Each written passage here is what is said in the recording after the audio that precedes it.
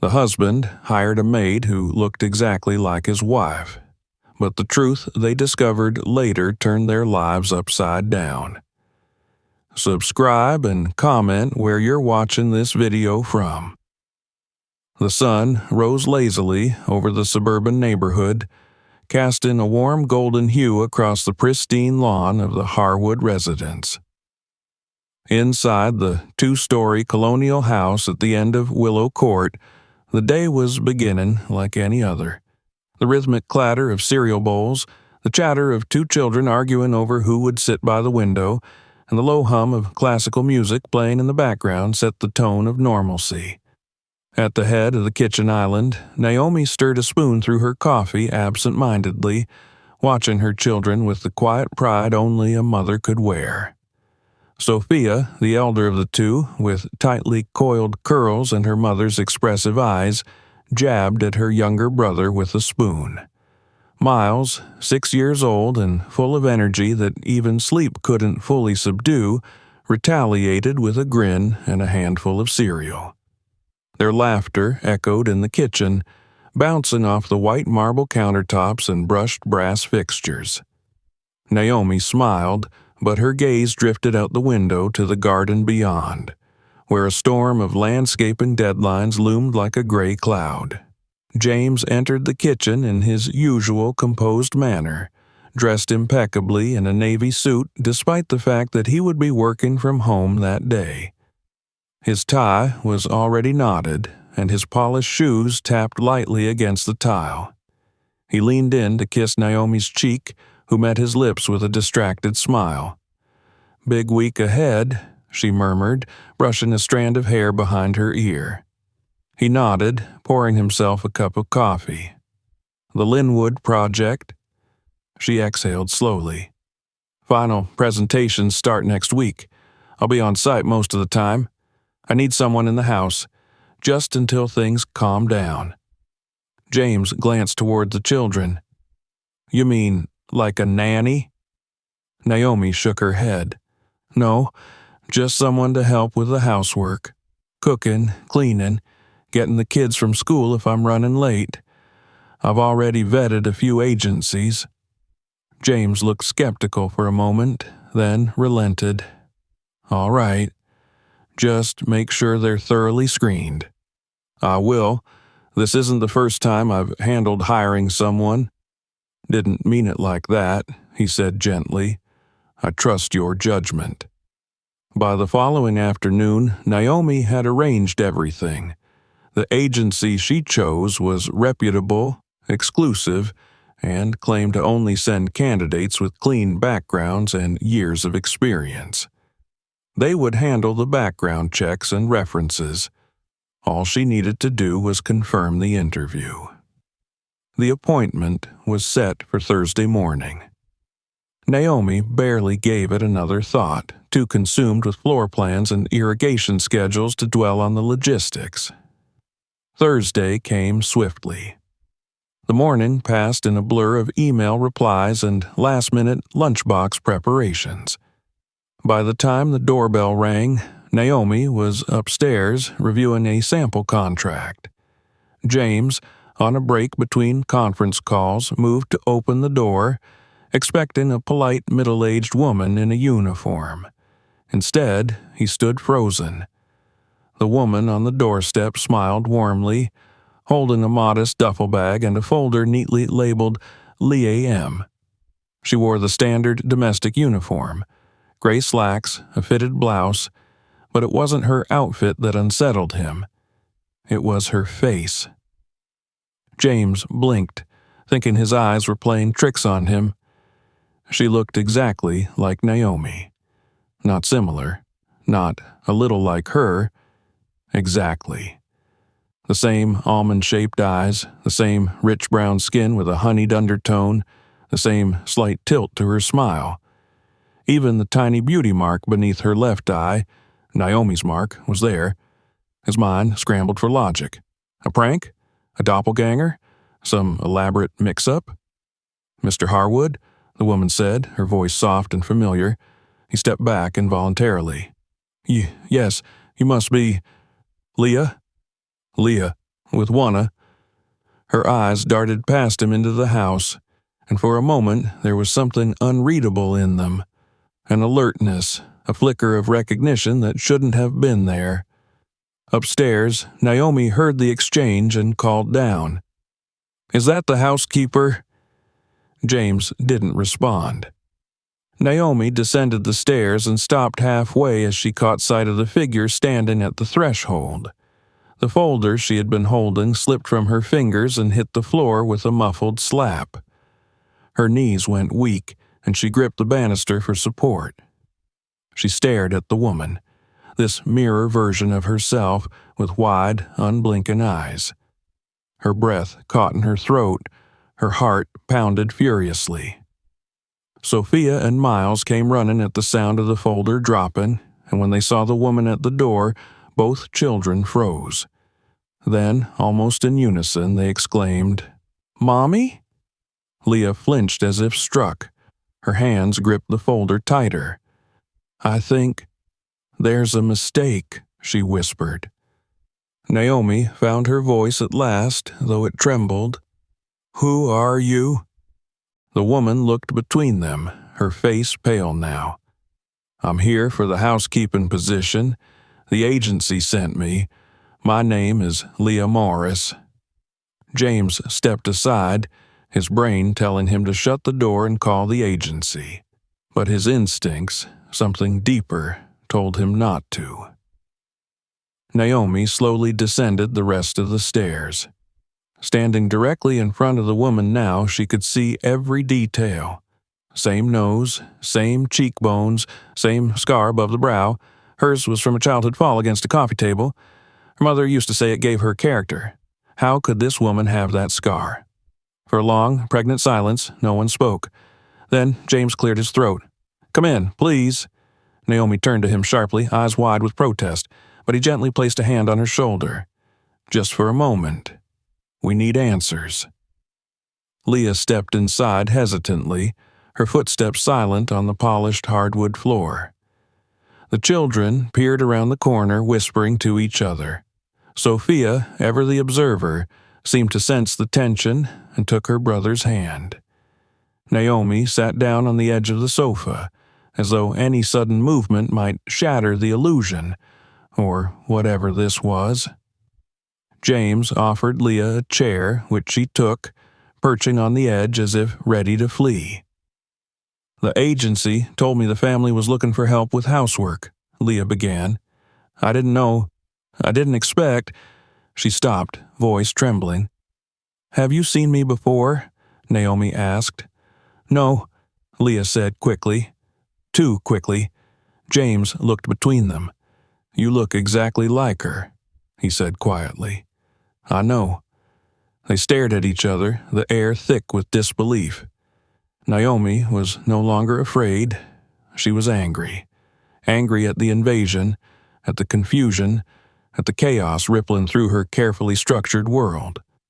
James called the agency immediately after Leah was escorted to the guest room, still shaken. They confirmed her identity. Leah Morris, 29 years old, born and raised in Georgia, orphaned as an infant, raised by a widowed caregiver named Miss Evelyn. They had no record of her having any family. "No twin," the agent on the phone said. "She's been through standard checks. Her resemblance to your wife is, well, uncanny, but purely coincidental, I assure you." James didn't feel assured. That night, Naomi lay awake, staring at the ceiling.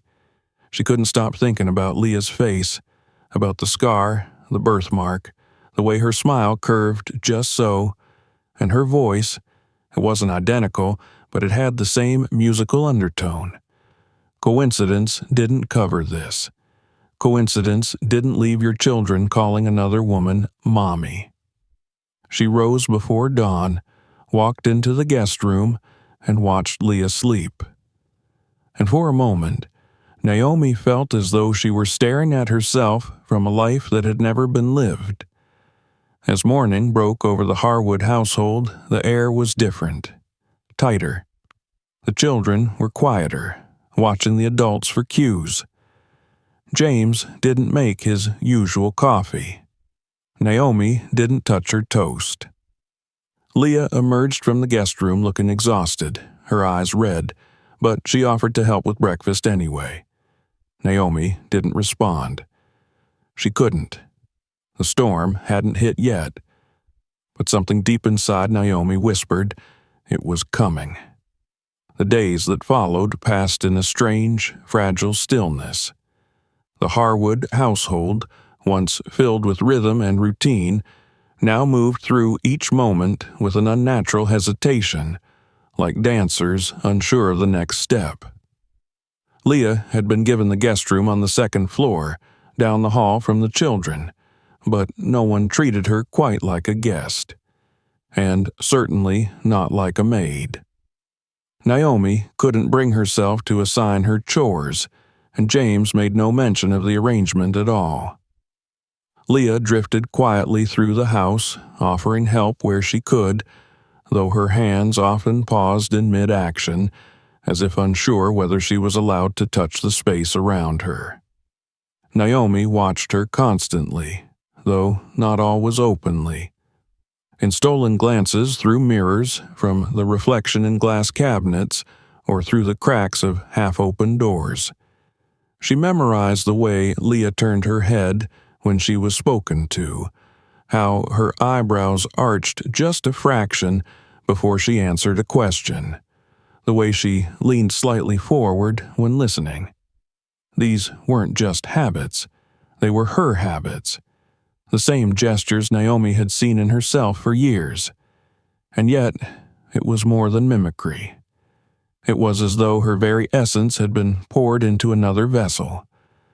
James was no less affected. Though he tried to maintain composure, Naomi noticed the subtle changes. He hesitated when he spoke to her, paused longer between sentences as if weighing his words more carefully. Sometimes, when he thought Naomi wasn't looking, she caught him staring at Leah, not with desire, but with a haunted curiosity that was beginning to wear on Naomi's nerves. The children were confused. Miles, young enough to be direct, asked one morning at breakfast if Leah was their mommy's sister. Naomi choked on her coffee. Sophia, ever the perceptive one, had grown quieter, withdrawn. She watched Leah with cautious eyes, as if trying to determine whether the world had suddenly broken into two halves. That evening, while James was upstairs on a video call and the children played in the den, Naomi found Leah folding laundry in the sunroom. The light filtered in through the gauzy curtains, casting a glow that made the room feel warmer than it was. Naomi stood silently in the doorway, arms crossed, unsure of what she'd come to say. Leah looked up and offered a tentative smile. "I thought I'd help with the kids' things. Hope that's all right." Naomi didn't answer. She walked into the room slowly, eyes fixed on the pile of neatly folded clothes, then at the woman folding them. Her mind was spinning with the questions she hadn't dared voice. Instead, she reached out, lifted a strand of Leah's hair, and examined it between her fingers. "It curls the same way," Naomi murmured. Leah's breath caught. She didn't move. "Did you notice," Naomi asked, "that we move the same way, that we have the same scar?" "I noticed," Leah whispered. "Where did you get it?" "I don't know. I've had it as long as I can remember. Miss Evelyn used to call it my moon line." Naomi exhaled sharply, something between a laugh and a sob. "My mother said the same thing." The room fell into silence again, heavy and breathless. Later that night, Naomi lay awake in bed, staring at the ceiling once more. James had turned in early, exhausted from back-to-back meetings, and now lay curled beside her, breathing softly. She watched the ceiling fan spin, the blades whispering secrets in the dark. Then, unable to bear the weight of stillness, she rose, wrapped herself in a robe, and slipped into the study. She opened the drawers of her mother's old chest, the one she'd kept for sentiment rather than use. She sifted through photographs, birth certificates, old holiday cards, anything that might hold a clue. Then she found it. A photograph from her infancy. She was wrapped in a pink blanket, held by a dark-skinned woman with weary eyes and a bright head wrap. On the back, in faint ink, were the words, "My beautiful girl, A." Naomi frowned. Just the letter A, not Naomi, not my Naomi, just A. Her mother had never called her that. It felt formal, cold, as if meant for a stranger. She dug further, finding a yellowing envelope with the hospital's logo printed faintly across the top. Inside was a copy of her birth record. Her eyes scanned the details: date, time, weight, mother's name, and then a line that made her heart stop. Delivery type, cesarean, twin, baby A, baby B. Naomi sat back, the paper trembling in her hands. Her breath came in short, shallow bursts. This couldn't be. She had always been told she was an only child. Her mother had said it often, almost defensively, as if justifying the closeness of their bond. There had never been any mention of a sibling. No stories, no memories, no photos. She rushed to her phone, dialing a number she hadn't used in months. It rang 3 times before a groggy voice answered. "Aunt Cecilia? Naomi?" The older woman sounded confused. "Is everything all right?" "I need to ask you something," Naomi said, her voice barely above a whisper. "When I was born, was I alone?" There was a long pause. Too long. "What kind of question is that at this hour? Please, it's important. Were there 2 babies?" Aunt Cecilia sighed.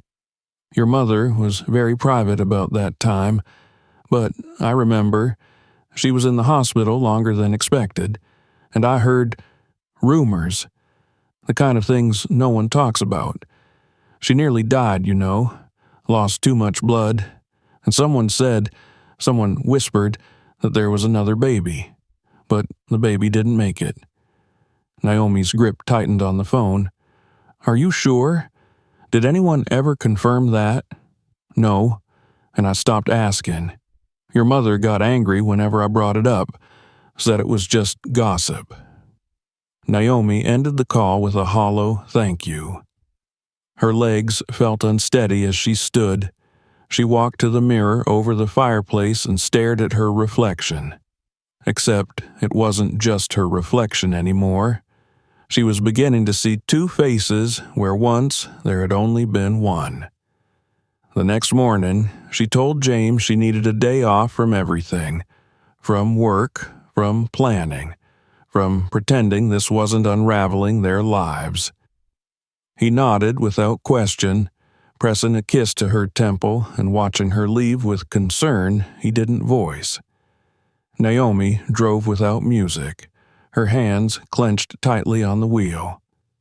She visited the town's library, then the county records office. Her own birth had been registered, but there was no corresponding certificate for a second child. It was as if baby B had never existed. She returned home exhausted, only to find Leah sitting with the children on the porch, reading aloud from a book Naomi used to love as a girl. The scene struck her like a blow to the chest. Miles was leaning against Leah's side. Sophia was resting her head on her shoulder. They looked like family. That night, while the children slept, Naomi sat across from Leah at the kitchen table. They didn't speak at first. The silence hung heavy between them, filled with questions too big for words. Finally, Naomi said, "Do you remember anything? From before Miss Evelyn?" Leah shook her head. "I was told I was left at the hospital. No records, no visitors, no name. Just a note that said Grace. Miss Evelyn changed it to Leah when she adopted me." Naomi's breath hitched. "Grace, that was my grandmother's name." Leah's eyes widened. For a moment, neither moved. "Why now?" Naomi whispered. "Why did you come to this house?" "I didn't know," Leah said. "I was just taking a job. The agency sent me. But when I saw you—" She couldn't finish. Naomi stood, walked around the table, and gently lifted the back of Leah's shirt. There, on her upper left back, was the same crescent-shaped birthmark Naomi had hidden her whole life, the one her mother had called her secret signature from God. She touched it lightly. "Mine's the same." Leah turned slowly, tears in her eyes. Naomi saw herself mirrored in that gaze, not just the shape, but the soul, the loss, the yearning, the pieces that had been missing without either of them knowing it. And for the first time, Naomi no longer felt afraid. She felt the beginning of something she couldn't yet name, something deeper than shock, something older than doubt, a truth that had been waiting all these years to find its way home. The discovery of the birthmark changed everything. What had once been an uneasy coincidence was now a tangible connection. It wasn't just the face or the voice anymore. It was the mark, an identical, oddly shaped crescent that Naomi had always believed made her different. Now that mark, which her mother had once called a gift from the ancestors, existed on another woman's back. A woman who had walked through their front door as a stranger, but who now stood as a reflection of Naomi herself. Naomi didn't sleep that night. She lay in bed, staring into the dark, her mind racing with half-formed questions and memories. James lay beside her, but she couldn't bring herself to speak to him yet. How could she, when she herself didn't fully understand what she was thinking? The silence in the room was no longer peaceful. It throbbed with unspoken tension, heavy with a weight they hadn't been prepared to carry. By morning, Naomi had made a decision. She would go back to the place where it all began. Not the hospital records office, not the state archives. She needed something more visceral, something closer to the bone. She needed the truth from someone who had lived it. James noticed the set of her jaw when she came down for coffee. He said nothing at first, only watching her as she moved through the kitchen, robotic in her motions. Finally, he cleared his throat. "Are you all right?" "No," Naomi said simply. "I'm going to Georgia." He blinked. "Georgia?" "To the town I was born in, the one my mother left and never talked about." James looked startled. "Do you think someone there still knows?" "I don't know," she cut in, "but I need to find out." He nodded slowly. "Do you want me to come?" Naomi hesitated, then shook her head. "I need to do this alone." The children were still sleeping, and Leah had not yet come down from her room. Naomi packed light, a single overnight bag in her mother's old leather-bound folder which now contained every document she could find. James walked her to the car, kissed her temple, and watched her pull away without another word. The drive was long and quiet, winding through landscapes that grew more rural the farther she went. Fields stretched out endlessly, dotted with trees and old gas stations. Naomi tried not to think, but thoughts came anyway. What if she was wrong? What if the hospital records were a mistake? What if Leah was just a stranger after all, some strange twist of genetics and fate? But then she remembered the birthmark, and the lullaby, and the way the children had gravitated to Leah without hesitation. By the time she reached the small town of Willowbend, dusk was settling in. The town hadn't changed much since her childhood visits, though she hadn't been back since her mother's funeral 5 years earlier. She found the old street easily, Maple Row. Her mother's childhood home had been sold years ago, but many of the neighbors still lived there, their names unchanged on faded mailboxes. She didn't stop to visit any of them. Instead, she drove directly to the address she'd scribbled down from an online search. a small retirement home nestled between two sprawling oak trees on the outskirts of town. The building was modest but clean. A nurse at the front desk looked up as Naomi approached. "I'm here to see Marlene Wright," Naomi said. The nurse frowned. "She's not had visitors in a long time. Are you family?" "No," Naomi replied, "but I think she might have known mine."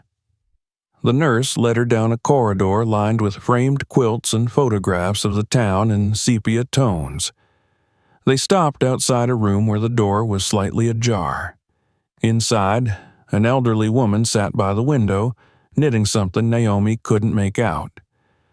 "She has good days and bad ones," the nurse whispered. "Sometimes she forgets." Naomi nodded, took a deep breath, and stepped inside.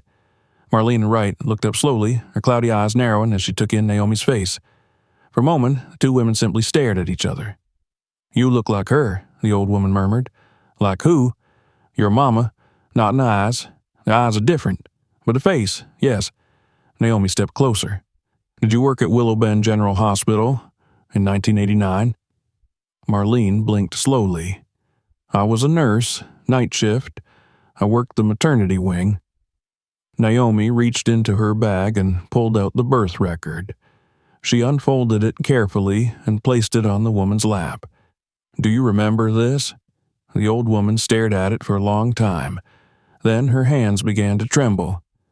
"Baby A and baby B," she said softly. "Twins. Their mother came in late, nearly dying. She was young, scared, and poor." Naomi's throat tightened. "That was my mother." Marlene nodded. "They told her one baby had died, but that was a lie." Naomi felt the air leave her lungs. "What happened to the other baby?" "She was taken. Not stolen exactly, but taken. There was a woman. Couldn't have children. She worked with someone at the hospital. They made arrangements, quiet ones. They paid the bill, signed some papers. The baby went with her. The mother, she didn't fight. She was too weak, too ashamed." Naomi pressed her hand to her chest, her heart thudding painfully. "Did my mother know she was alive?" "I think she did," Marlene said, "but it was easier to pretend she didn't. She left town not long after, moved north, never looked back." Naomi sat down, her legs no longer able to support her. Her hands trembled in her lap. "Do you know where the other baby went?" Marlene shook her head. "No, that part wasn't documented. It was all off the record." Naomi stared out the window, the sky now streaked with purples and oranges. Her mother had known. All these years she had carried that weight and never said a word. Naomi wanted to scream, to cry, to demand why, but the only person who could answer was gone. She stayed at a motel that night, unable to make the drive back in her current state. Sleep came in fragments, full of strange dreams and memories that weren't hers. She saw herself as a baby, split into two, pulled apart like fabric. She heard a woman sobbing in a hospital bed. She saw another woman with kind eyes carrying a child away, disappearing into a corridor that stretched forever. By morning, Naomi felt raw but resolute. She drove back to the city in silence, her hands tight on the steering wheel. She no longer doubted. She no longer questioned. Leah was her sister. When she arrived home, the house was quiet. James met her at the door, took her bag, and searched her eyes. "You found something," he said. Naomi nodded. "I found everything." Leah was in the kitchen, sitting at the table, sipping tea. She looked up as Naomi entered, and something in her expression shifted. Naomi didn't speak right away. She sat across from her, studied her face, and then reached across the table to take her hand. "I went to Willow Bend," she said. Leah's fingers twitched, her eyes filled with uncertainty. "I spoke to a nurse. She was there when we were born." Leah's breath caught. "We were twins, Leah. You're my sister." The words hung in the air like a slow-burning candle. Leah didn't respond immediately. She blinked rapidly, her lips parting and closing again, as if trying to speak but unable to form the words.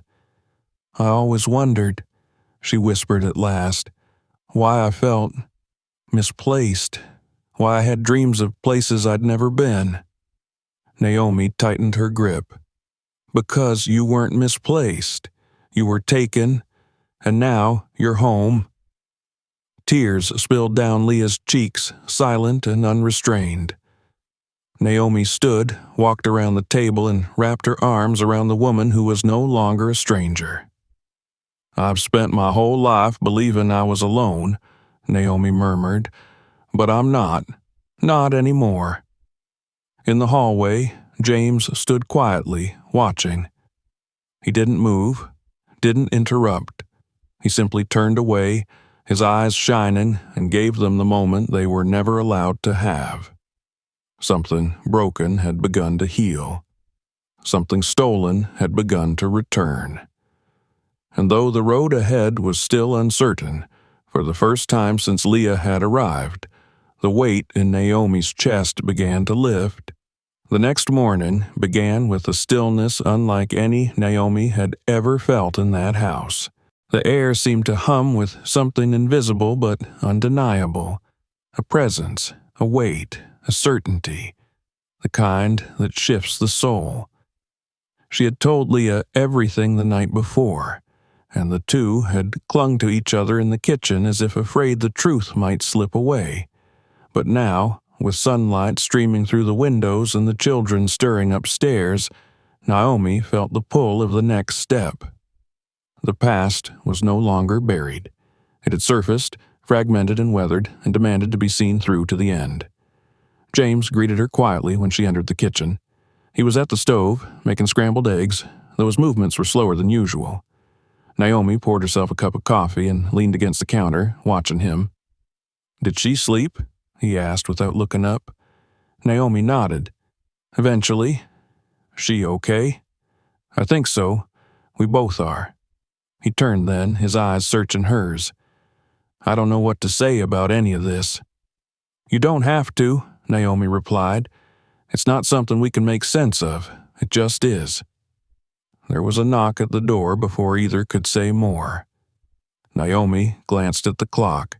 It was too early for guests, too late for deliveries. She opened the door to find a courier holding a manila envelope. Delivery for Naomi Harwood.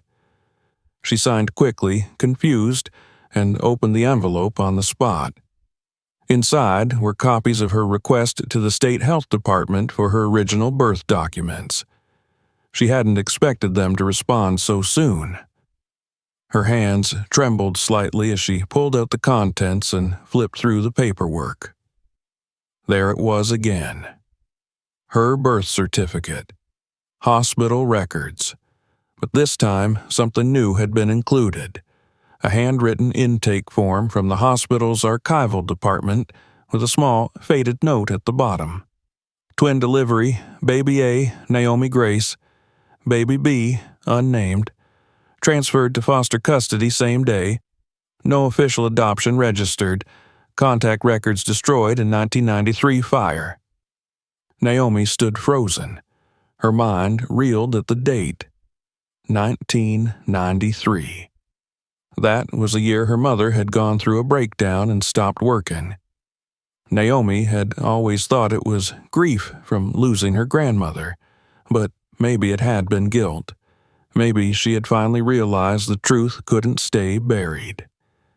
Later that day, Naomi called her family friend, Dr. Carter, a retired physician who had once worked at the same hospital where she had been born. He had attended Naomi's high school graduation and had always taken an interest in her life. She explained what she had discovered, and his voice grew quiet. "I remember something," he said slowly. Back then, it wasn't uncommon for infants to be placed in temporary foster care immediately after birth if the mother was incapacitated or couldn't pay, especially if no one claimed the child within a day or two. But wouldn't there be records? He sighed. There should have been, but that hospital was sloppy in the 80s, poorly funded. And when the fire destroyed part of the archives, a lot of information was lost. Conveniently or not, I'll never know. Naomi sat on the edge of the bed, her hand clenched around the receiver. "Can I come see you?" "Of course," he said gently. "I'll find anything I can." That afternoon, she drove across town to his modest home, tucked between sycamore trees that had grown wider and older since she'd last seen them. Dr. Carter was thinner than she remembered, with a beard now completely white, but his mind remained sharp. He welcomed her in with quiet warmth and led her to a sunlit den lined with books. They spent hours sifting through his own boxes of hospital clippings, news articles, and medical reports. Finally, they found a note scribbled in the margin of a logbook he had kept personally. Neonatal case, 2 infants, maternal distress. One transferred out November 4th, 89. Naomi's breath hitched. That date matched Leah's birthday. "It's her," she whispered. Dr. Carter leaned back and nodded solemnly. "I think you already knew that." Naomi returned home with photocopies of everything. She placed them gently on the dining room table that evening, while James read to the children upstairs. Leah joined her after a moment, sitting across from her with cautious eyes. "There's more," Naomi said. "Your records, your transfer. They were erased, or destroyed, but someone made a note, just enough to confirm it." Leah stared at the documents. "I was never adopted, just passed along." Naomi couldn't speak for a moment. Her throat closed with emotion. "I'm sorry," she said finally. "I'm so sorry that you were left behind." Leah reached out and touched her hand. "You didn't do it." "No, but she did, and she never told me, not once. She might have thought it was for the best." "Does that make it right?" Naomi whispered. Leah's gaze was soft, unreadable. "I don't know." Naomi stood, walked to the window, and looked out at the garden. The sky was bruising with twilight, and wind stirred the leaves in gentle, restless waves. "I can't stop thinking about the years we lost," she said. "The birthdays, the stories, the sleepovers. We should have had all of that. And yet," Leah said behind her, "we're here now, somehow." Naomi turned back to her, her eyes filled with both pain and wonder. "Do you believe in fate?" "I didn't," Leah said. "Not until I rang your doorbell." The next few days unfolded with a delicate rhythm. The children, sensing the change, began calling Leah Auntie without being told. Sophia asked if she could braid Leah's hair, and Miles wanted her to read bedtime stories. James, still quiet, was more present, more patient, as though trying to rebuild his understanding of the world piece by piece. But Naomi felt a storm still brewing. Not the kind outside, but one that came from knowing that a story like this didn't end just because it had been told. There were consequences. There were institutions involved, records falsified, names changed, children lost in paperwork. One evening, James brought her a manila folder. "What's this?" she asked. "I started looking into the agency that sent Leah." Her stomach twisted. "Why?" "Because something still doesn't sit right with me. Agencies don't just coincidentally assign someone to a family where she's an identical match to the employer. That's not luck.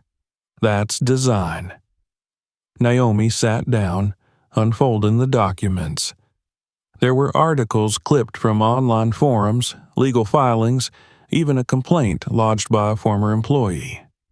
Words leapt from the pages.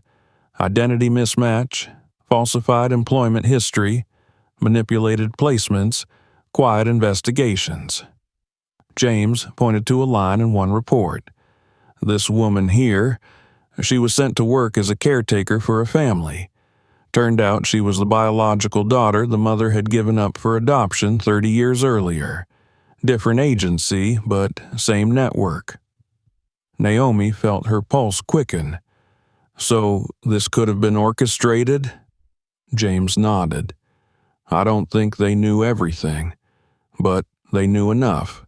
Enough to match profiles to make connections where people wouldn't ask questions. Naomi sat back in her chair, stunned. The idea that their lives had been manipulated without consent, that Leah had been sent to them not by accident but by quiet calculation, it chilled her. We have to do something, she said. James agreed. We will, but first we talk to Leah. They brought her into the living room, the children upstairs, and the house dimly lit in the warmth of evening. We think you were found on purpose, Naomi said. Leah's face darkened. What do you mean? James explained, showing her the documents. Leah read silently, then looked up with wide, stunned eyes. I applied for dozens of jobs, she said. None of them answered me, except one. This one. You were chosen, Naomi said, because they knew, or at least suspected. And they sent me anyway, Leah said, voice cracking, like it was some kind of experiment. Like it was nothing, Naomi replied bitterly. Leah stood, crossed the room, and wrapped her arms around herself. I always thought I didn't belong anywhere. And now that I do, it turns out I was pushed into it. You do belong, Naomi said firmly, no matter how it happened. Leah turned slowly, her eyes glistening. Then help me. Help me make sure this doesn't happen to anyone else. And in that moment, the fear and betrayal gave way to purpose. Naomi saw it clearly now. This wasn't just about their past. It was about the future. About making sure that no child disappeared into paperwork again. About taking back control of their narrative. Together, they began to plan. Not just how to expose the agency, but how to help others like them. They would dig deeper, file complaints, speak publicly. They would take what had been taken from them and build something lasting. As Naomi tucked her children into bed that night, she looked down at their sleepy faces and thought of all the days they might have grown up without ever knowing Leah. A tear slipped down her cheek as she kissed each of them good night. Downstairs, Leah was waiting with tea, a look of quiet strength on her face. Naomi smiled. For the first time, it felt real. Not a reflection, not a shadow, but a sister. Home. The days after their revelation passed like the gentle falling of leaves, slow and quiet, yet deeply transformative. Naomi had always believed that truth, no matter how painful, had the power to free. But nothing in her life had prepared her for the strange stillness that came once the truth was known. No earthquake followed, no collapse of the world she had built. Instead, it was as if a new room had opened within her house, a place that had always existed, locked behind a door she hadn't known was there. And inside that room stood Leah, no longer a stranger, not merely a guest, but someone whose very presence shifted the weight of the home, realigned its center. The children had adjusted faster than the adults. Sophia called her Auntie Leah with such ease that it sometimes made Naomi pause. The girl braided Leah's hair in the mornings, told her school stories at night, and clung to her like a second mother. Miles followed her from room to room, begged her to read his favorite books, and took to sitting beside her whenever he felt overwhelmed. James watched them all from a quiet distance, a protective calm in his eyes, though Naomi noticed the way he occasionally touched her shoulder a little longer, or reached for her hand when she seemed lost in thought. But Leah herself remained the most changed. In the beginning, she was tentative, grateful, overwhelmed, unsure of where to step or how to exist in a space that had once been foreign and was now hers by blood. Yet something in her had begun to bloom. She no longer hesitated when speaking. She laughed more freely. Her smile lingered longer. It wasn't that she had become someone new, but that the shadow that had followed her for as long as she could remember had begun to lift. Still, Naomi knew they weren't finished. They had found each other, yes, but that discovery had been orchestrated, sent by an agency with a history of manipulation, matched like puzzle pieces not for healing, but for efficiency. There was a part of Naomi that refused to let that go unchallenged. And so, in the evenings, after the children were asleep and the dishes done, the sisters would sit at the kitchen table surrounded by papers and names and documents. They began building a case. They researched the network of agencies that had fed into the one Leah had come through. They traced connections, recorded interviews, filed formal complaints. Leah was relentless. Naomi watched her with admiration as she wrote letters, made phone calls, pieced together the fragments of other stories like hers. Stories of children misplaced, adopted without record, shifted across borders with falsified documents. She had found her voice, and it was strong, and Naomi, for her part, stood by her, not just as a sibling, but as an anchor, someone who could no longer claim innocence, and who had no interest in standing silently on the sidelines of someone else's pain. James supported them both.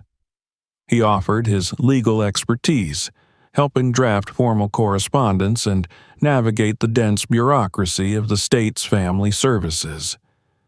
Though he was still haunted by the way Leah had entered their lives, he was no longer distant. He had chosen to stand with them, and in doing so, he found a role that grounded him. But, despite the strength they now drew from one another, Naomi could not deny that there were moments when the cracks in her soul ached. She had lived nearly 4 decades believing she was whole, that her life, though imperfect, was complete. And now she knew that from her very first breath, something had been missing. A sister, a second heartbeat, someone who should have been there for every scraped knee, every whispered secret, every birthday candle. Naomi mourned not only for Leah, but for herself, for the girl who had grown up not knowing there was someone else out there carrying the same birthmark, the same blood, the same echo of memory. One morning, Naomi found herself staring at an old photo on her dresser.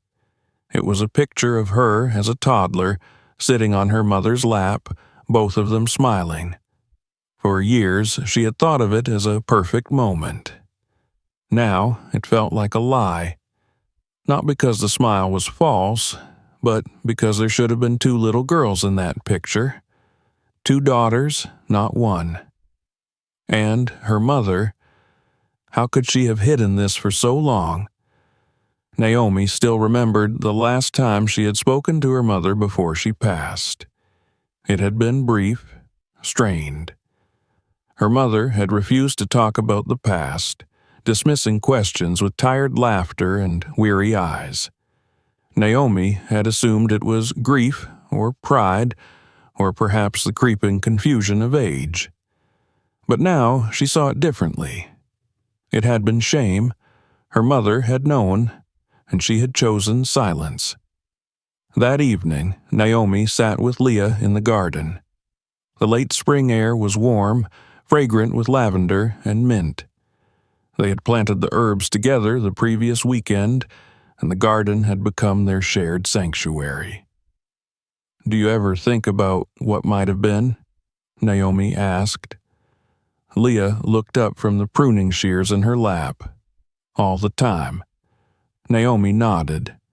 I keep wondering what our childhood would have looked like. Would we have fought, played dress-up together, had secrets only we knew? I think about it too, Leah said, but not in the way you might think. I don't feel angry that we missed it. I feel grateful that we still found each other. Naomi turned to her. After everything, after what was taken from you, you're not angry? Leah smiled softly. I was, for a long time, but I learned that anger never stayed warm. It just made me colder. And then I came here and I saw you. I saw, and I felt not cheated, just unfinished, like a book missing the last chapter. Now I have it. That's enough. Naomi's eyes filled with tears. She reached out and took her sister's hand, holding it tightly between her own. Later that night, the doorbell rang. It was nearly 9, and Naomi frowned as she wiped her hands and walked to the door. James followed, curious. When she opened it, a courier stood outside holding a small box and an envelope. A delivery for Miss Leah Morris, he said. Naomi took it, puzzled. She's not expecting anything. The courier simply nodded, turned, and left. Leah came downstairs as Naomi was placing the package on the kitchen table. Her expression froze when she saw it. I don't understand, Naomi said. It's addressed to you. Leah picked up the envelope first. She opened it slowly, carefully unfolding the letter inside. As she read, her face changed. Surprise, confusion, and then something else entirely. She handed the letter to Naomi with trembling fingers. It was from a law firm. The letter explained that during a recent audit of closed estate files, Leah's name had appeared on a dormant inheritance file. Her former employer, a wealthy widow named Eleanor Bass, had passed away the previous year. Unbeknownst to Leah, she had named her as a beneficiary, bequeathing to her a modest house in the city and a trust fund worth nearly $120,000. Naomi stared at the paper, her mouth dry. She never told me, Leah whispered. I worked for her for 3 years. She was kind, but distant. I never imagined. James sat down slowly, reading the letter again. It's legitimate, he said. The law firm is real. The deed is enclosed. Leah opened the box. Inside was a set of house keys, a small golden plaque engraved with her name, and a note written in fine script. You were the daughter I never had. May this give you the home you always deserved. Tears slipped silently down Leah's cheeks. Naomi stood beside her, wrapping an arm around her shoulders. You have a home here? Naomi said gently. I know, Leah replied, but now I have something that's mine, too. They cried together, not from sadness, but from the overwhelming grace of it all. Leah had come into their lives as a servant. She had been shuffled, lost, denied, and now she had been given a gift that was hers alone, not as someone's sister or employee, but as herself. That night, the house buzzed with a quiet joy. The children clapped when they were told the news. James brought out a bottle of wine. Naomi cooked Leah's favorite dish. And as they sat around the table, laughter filling the space that had once been tight with fear, Naomi looked around and realized that something had shifted in her. She was no longer afraid of what had been lost. She was grateful for what had been found. In the days following the delivery of the letter, the house seemed to breathe differently. Something had expanded inside its walls, as if the truth and grace of the moment had reached into the beams and corners and rewired the place from within. The kitchen felt warmer, the hallways brighter. Even the air carried a quieter tone, no longer charged with suspicion or fear, but saturated with a sense of something deeply earned. Peace. Leah walked differently now. There was a certain rhythm to her step, a lightness that hadn't been there before.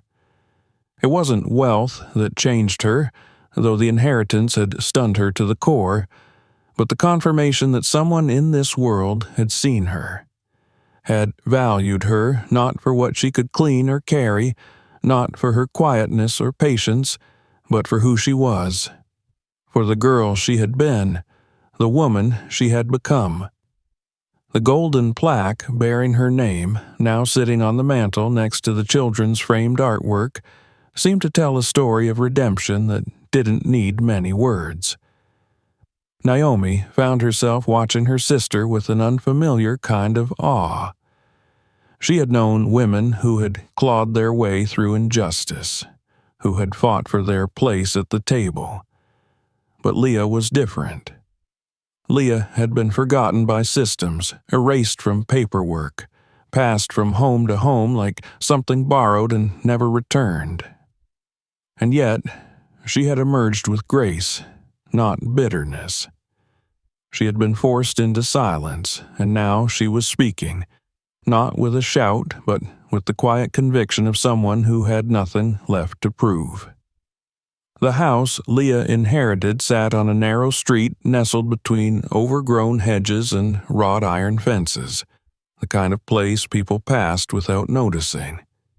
It had once belonged to Eleanor Bass, a reclusive widow whose name Naomi vaguely remembered from an article about charitable endowments. The deed confirmed everything. The house, fully paid off, the trust fund managed by a reputable firm, and a letter from the late Eleanor herself, handwritten in shaky cursive, tucked into the back of a black leather folder. "You made me feel seen," it said. "You reminded me of something I'd forgotten. How to listen, how to laugh, how to feel useful again. I may not have had children, but I hope this makes up for what I couldn't give you while I was alive." Leah read the letter aloud in Naomi's living room the day after the delivery arrived. When she finished, she folded it slowly and held it to her chest. James sat silently, his arm draped across the back of the couch. Naomi sat opposite her sister, holding a mug of untouched tea, her thoughts flickering in every direction. "What will you do?" she asked finally. Leah was quiet for a moment. "I want to keep it, but not to live alone. I don't want to go back to living like that." "You don't have to," Naomi said quickly, almost too quickly. "I know." Leah smiled gently. "I want to make it something more. Something for people like us." "Us?" "People who've been forgotten, moved around, hidden. The ones who slipped through paperwork, who never got their names on a plaque." Naomi leaned forward. "Like a shelter?" Leah shook her head. "No, not exactly. A place where people can breathe, rest, rebuild, maybe learn a skill, meet others. Something small, but steady." James spoke for the first time. "You could apply for nonprofit status. With the inheritance, you'd qualify, and I can help with the legal side." Leah nodded slowly, the idea unfolding in her mind. "It can't be named after Eleanor, or maybe—" She looked up at Naomi. "Maybe after our mother." Naomi flinched just slightly. "Our mother who never told us we existed." Leah didn't waver. "She made mistakes, terrible ones, but if not for her, I wouldn't have your face, your voice, your stubbornness." Naomi chuckled despite herself. "Stubborn?" Leah arched a brow. "You call it conviction." The decision was made that evening. They would turn the house into a sanctuary, not just for women, though that would be the core, but for anyone displaced, anyone who had been shuffled through systems and institutions, unseen. They would name it the Grace House, a nod to Leah's original name, the one left behind on a crumpled note in a hospital bassinet. Word spread quickly. At first, just among friends and neighbors, then through Naomi's social media, where she shared their story in small, careful pieces. Not the sensational version, the one that would have turned heads and drawn out headlines, but the quiet truth. A woman who opened her door and found her sister. A family reshaped by an accident that was never an accident. A home inherited not by bloodline, but by love and grace. The response was overwhelming. Donations came from strangers. Messages arrived from people who had never found their siblings but still hoped. Others wrote to say they had given up looking for lost parents or had children stolen by circumstance and found comfort in knowing stories like this still existed. But not everyone was pleased. 3 weeks after the announcement of the Grace House, Naomi received a call from James, his voice low and tense. "I just heard from a contact in state licensing," he said. "The agency that sent Leah, they've been shut down." "What?" Naomi stood in the middle of the garden, phone pressed tightly to her ear. "There was an investigation launched after you filed that complaint, but apparently they'd already been flagged in other states. Illegal placements, forged backgrounds. Someone leaked it to the press." Naomi's blood ran cold. "Do they know we're involved?" James hesitated. "Not officially, but our story is public now. They could connect the dots." That evening, Naomi and Leah sat in the den, documents spread around them. James joined them with a file in hand. "There's a reporter who wants to interview us," he said. "She's been covering adoption fraud cases for years." Leah leaned back. "Do you trust her?" "I do," he replied. "But we need to be careful. They'll want emotion. They'll want something they can turn into a headline." "I'm not interested in being a headline," Leah said calmly. "I want the truth, just the truth." Naomi met her gaze. "We tell our story, on our terms, and if they twist it, we walk away." The interview was set for the following week. A modest feature in a reputable magazine, nothing flashy. Leah sat on the couch, her posture strong but relaxed. Naomi sat beside her. The journalist asked careful questions. About childhood, about the day they met, about the discovery of their connection, and the unfolding truth. The article was published under the title "The House That Found Her." It was elegant, restrained, and devastating in its quiet power. Photos of the sisters standing outside the Grace House, arms around each other, appeared on newsstands across the state. Requests for interviews followed, book deals, podcast invitations, but Naomi and Leah turned them all down. They hadn't done this for attention. They had done it because something sacred had been broken, and now at last was being rebuilt. By summer, the Grace House opened its doors. The first resident was a young woman named Tasha, who had aged out of the foster system and had nowhere else to go. Then came a mother and child escaping an abusive home. A teenager who had run from a failed adoption. Each brought their own brokenness. Each found shelter not just in a building, but in the people who ran it. Naomi and Leah worked side by side, cooking meals, organizing donations, painting walls. James handled the legal paperwork, the funding applications. The children brought life to the place, their laughter echoing down the halls as they played tag or drew chalk murals in the driveway. One evening, after the residents had gone to sleep and the kitchen lights dimmed, Naomi stood alone on the back porch of the house that was no longer just Leah's. It had become theirs. She watched the moon rise above the rooftops, its light catching on the wind chimes that had once belonged to Eleanor. Leah joined her, leaning against the rail. "I used to think I didn't belong anywhere," she said softly. "Now I feel like I belong in more than one place." Naomi nodded.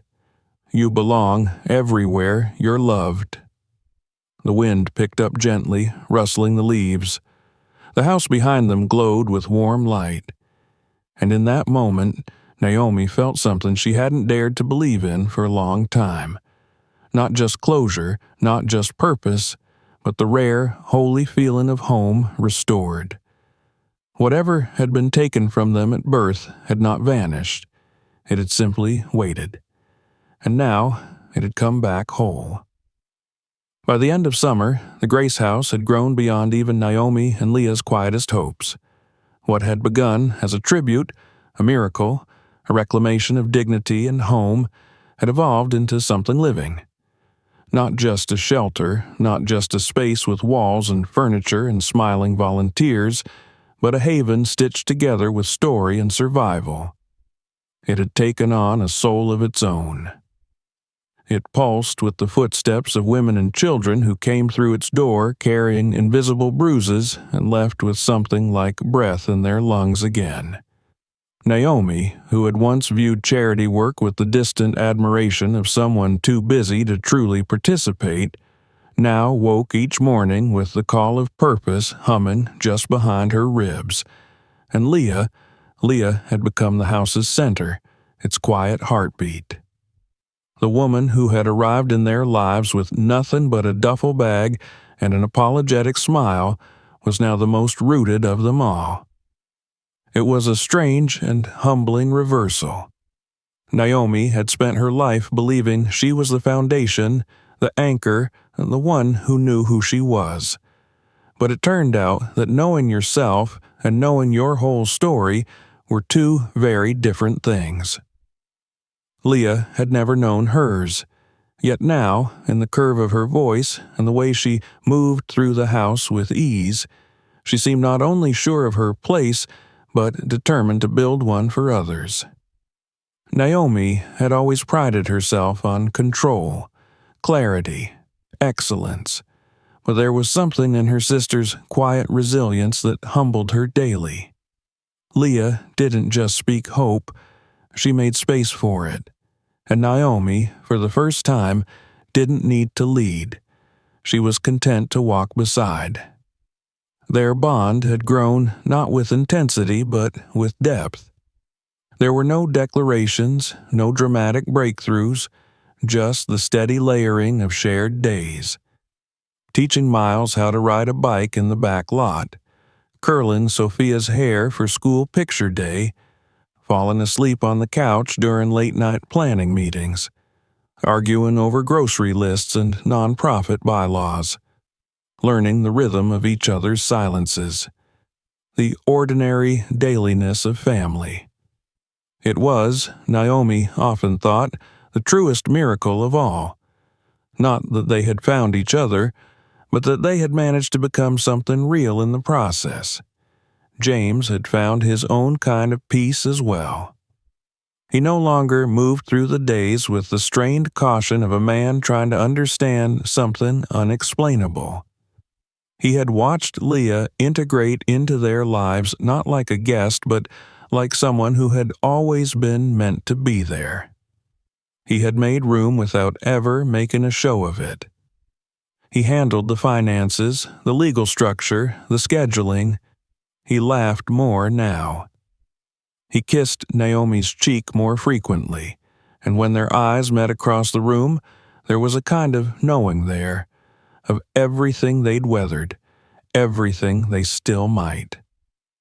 Naomi had once feared that Leah's presence would create distance between them. Instead, it had drawn them closer in the most unexpected way, through mutual humility. They had been wrong, both of them, and instead of destroying them, the truth had made them gentler. The children flourished. Sophia, who had always been observant, bloomed into a thoughtful, curious, and surprisingly protective presence among the younger children at Grace House. She often sat with them during story time or helped organize crayons into neat, color-coded bins. Miles was less orderly, more chaotic in his joy, but he had grown more affectionate, more willing to listen. He no longer cried when Naomi left the room. He simply turned to Leah instead. One evening in early October, as the light began to sharpen with the promise of coming winter, The family gathered on the porch after dinner. The air smelled of wood smoke and cinnamon from the pie Leah had baked earlier. The kids were bundled in sweatshirts, Naomi in a shawl. Leah sat beside her, her hands wrapped around a warm mug. "I've been thinking," Leah said softly. "I want to stay." Naomi turned to her. "At Grace House?" Leah nodded. "Not just work here, live here, with you, and with all of it." Naomi's throat tightened. "Even with the new place?" "The house is beautiful," Leah said, "and I'm grateful for it. But it feels like the past. Grace House feels like the future." Naomi placed her hand over her sister's. "Then it's yours. Ours. However you want it." Later that night, after the children had gone to bed and James had gone upstairs to read, Naomi stood in the hallway outside the guest room, the room Leah had first entered months ago with her bag and her shaking smile. It had become something else now. Not just a room, not just a space with a bed and a dresser. It had become sacred in its transformation. A place where a woman had stepped through a door and, in doing so, returned to her own story. Naomi entered quietly.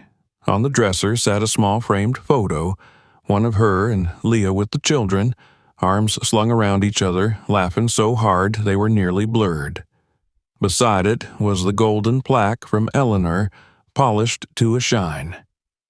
She turned and found Leah standing in the doorway. "I was thinking about our mother today," Leah said. Naomi said nothing, just waited. "She died never telling us, never bringing us together, but I don't hate her for it." Naomi nodded slowly. "Neither do I. I wish she had believed we could survive the truth." "She didn't trust it," Leah said. "But we do." Naomi stepped forward and wrapped her arms around her sister. They stood there like that for a long time. Two women, once divided by silence, now held together by something stronger. Weeks passed, then months. The trees shed their leaves and the air turned cold and sharp. Grace House filled and emptied, the rhythm of it as steady as breath. They celebrated holidays together. Thanksgiving with too much food and not enough chairs, Christmas with handmade decorations and stories told by firelight. Naomi and Leah began speaking at local churches, then libraries, then community centers. Not about trauma or spectacle, but about forgiveness, about identity, about what it means to reclaim the story someone else tried to write for you. They never claimed to have all the answers. They simply told the truth. It was enough. On a quiet Saturday in January, Naomi sat on the floor of her living room, organizing old files. She was sorting through outdated paperwork, school photos, receipts, when she came across the original envelope that had started it all. The birth record marked Baby A, the intake sheet with the missing name, the photograph with her mother's handwriting. She held it all in her hands and felt again the weight of the mystery that had unraveled into meaning. She turned the photo over and read the familiar words, "My beautiful girl, A." For the first time, she didn't feel a pang. She didn't feel the ghost of what had been hidden. She smiled, because now she understood what had been meant all along, that A had never stood alone. She placed the photo into a new folder marked with both their names, Naomi and Leah, and filed it beside the children's schoolwork, not as evidence, not as proof, but as belonging. That night, Naomi sat at the kitchen table writing a letter, not for anyone official, just for herself. For her children, perhaps one day, for the mirror she now carried within. She wrote about a doorbell, about a woman with her face, about a house that became more than a house, about a past that was not forgiven easily, but embraced anyway, about how love is not born of perfection, but persistence. She wrote until her hand ached. And when she was finished, She folded the pages, sealed them in an envelope, and placed them inside the hollow of an old book. In the morning, she would begin again, make breakfast, kiss James, pack lunches, answer emails, hold meetings, fold laundry. But tonight, she let herself be still. Let the silence be full. Let the mirror hold. If this story moved you, don't forget to subscribe for more. Check out our other videos for stories that will stay with you. And if you know someone who needs to hear this, share it with them.